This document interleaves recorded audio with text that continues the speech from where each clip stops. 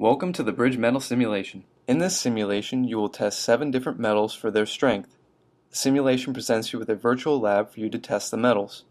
To begin, click the Sim tab. You will see the File Test Center. Here you will use a file to shave the sample. Then you will measure the width and the depth of the cut made by the file. Begin by clicking on New Sample. Sample number 1 will be on the workbench, and the sample ID number is listed in the box under sample number 1. To file the sample, click on the green File Sample button. You will now click on the View Sample button on the bottom left of the screen. Here you will be able to measure the width and the depth of the cut. Click on the ruler and drag it to read the width of the cut, and then pull the ruler down to measure the depth of the cut. After measuring the sample, close the window by clicking on the red X on the top right corner of the mat. To measure the other samples, click on New Sample to put a new sample on the machine. Be sure to record your sample ID numbers.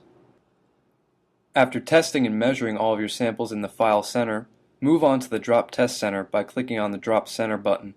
Here a ball is dropped on the sample and the width of the depression is measured. To begin this test, you will need to put your sample in the test area by clicking on New Sample. Once your sample is in place, click on the red release lever to drop the ball in the Dropper 2012. Click on View Sample and measure the width of the depression in your sample. To repeat this test with your other samples, click on the Reset lever and then the New Sample button. After measuring all your samples in the Drop Test Center, click on the Tensile Center button to go to the Tensile Test Center. Here, a core sample is extracted from the block. Click on the Tension lever to measure the tensile strength of your sample. This will stretch the metal vertically until it breaks. The amount of tensile strength needed to snap the metal will appear in the left bottom corner of the Tensile-O-Matic 2012.